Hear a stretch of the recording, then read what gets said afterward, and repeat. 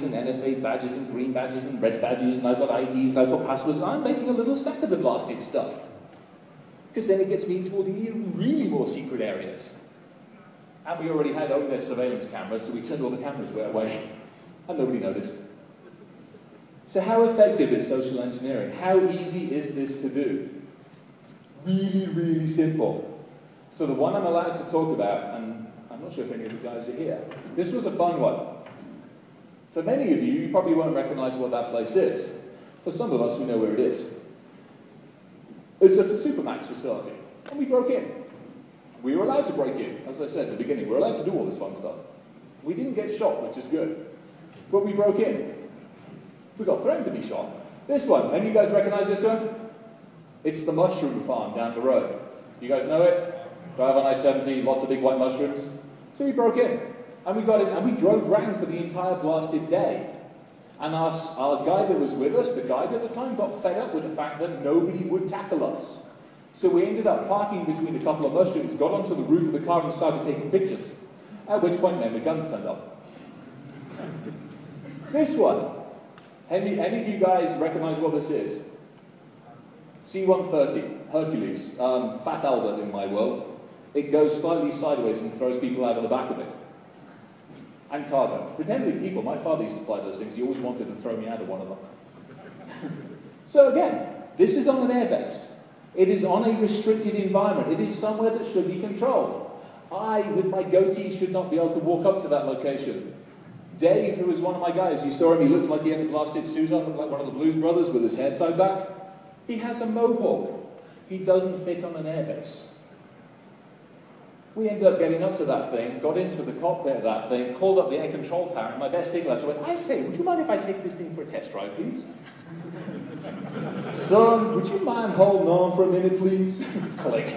More men with guns turned up. It was fun. Any of you guys recognize this place? The Venetian. So we were involved in an engagement out in that neck of the woods. And the engagement involved us getting hold of access to systems and various other things. And we were doing a presentation at the time.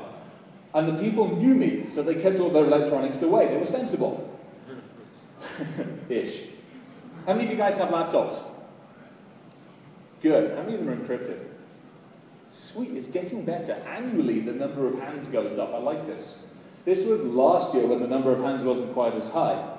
So I'm giving this presentation, but earlier in the day, I figured out where everybody was staying that was targeted. We were targeting an organization deliberately and, as I said, signed off doing it. And we were trusted to do this. So we went into this we went in, and I'm sitting there. I got a room in the hotel, and I'm going up and down the floors of the hotel in my long johns, basically. And I'm walking up to all these little Italian, Spanish ladies going, I'm ever so sorry, I left my key there and I'm half naked.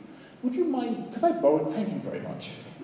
And I'd walk off half asleep with coffee in hand or like half naked with my trousers on, giving all these poor little Spanish ladies probably bloody heart attacks. But I got keys for multiple layers of this tower.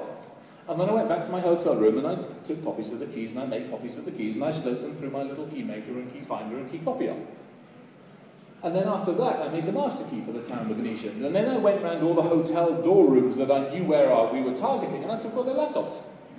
And then we auctioned them back to the guys afterwards for charity. So, a bit of fun, a little bit of fun. I couldn't help it. It was cute, and it's a hamster, and it's carrying a Bluetooth gun. So how else? Social engineering. Let's take the extreme of social engineering. We had the testing environment for a particular airplane. You can figure out what it is.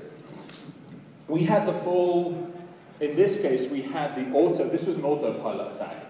So we were looking at basically taking over autopilot and having fun. And Jesse, some of you looked very strangely. Jesse's at the back. Jesse, raise your hand, please. Thank you, Jesse. So Jesse became, unfortunately, my target. And we have a few more slides, I think, a little bit later on. Yeah, actually, they were coming up. So again, social engineering. We'd gotten the systems. We'd done our digital footprinting on the organization. We'd gotten downloaded the software. We'd gotten access to the systems. We figured out everything we needed. We made our little package. In this case, it's called a crate. Now, how do we deliver the payload? Well, in this case, you walk into a big warehousey hangar thing, and you have the right little badge on your shirt, and you walk in and go, hello, I need access to this because we're uploading some new software. And they go, oh, you look authoritative, you must be allowed to do this. And we are. So we walk up and we upload our crate. Now this crate in particular had a little bit of fun. We call this the Jesse syndrome. It used to be called the cornfield in Kansas, HCFIK. But it was no fun putting autopilot and having it circle. So we figured out if the pilot puts autopilot on at about 5,000 feet when they take off, we figured we'd reprogram the autopilot coordinates to go where we wanted them to. In this case, unfortunately, we picked on Jesse's house. So the whole idea was to basically turn Jesse's house into a parking lot for airplanes. All through social engineering. And obviously a lot of work, but it's the same idea.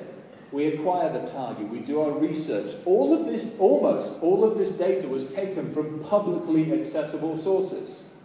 It's stuff that the company has stood up and gone, we have all of this. They've posted it, or we've managed to get it off the phone. So if we can get this kind of stuff, what can we get on your organizations? As you engage security companies, get them to take a look at what the footprint is. Heck, get us to take a look at it for crying out loud. So what else? All things not tied down. So this is where we take a look at basically the Wi-Fi, the Bluetooth and RFID. Wireless, we've all known about it for a while. There's some really good tools out there. You guys probably saw me use the Aruba tool for doing just some Bluetooth thing. You've got open source tools for doing wartime, but the same thing. What wireless do you guys have inside your organization that's legitimate, as well as the stuff you don't know about? And then how often are you monitoring? What do you know? How do you know about it? Same with the Bluetooth.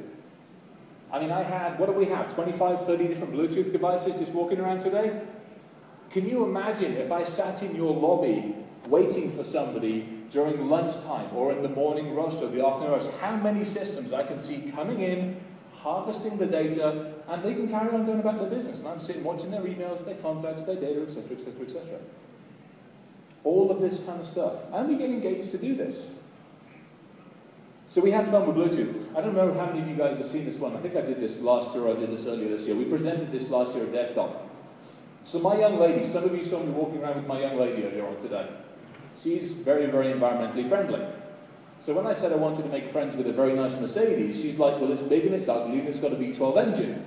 I'm like, I can fix that. I can turn 6 of the cylinders off. And I can do it on anybody's Mercedes that you want me to. I'm environmentally friendly. All by using Bluetooth.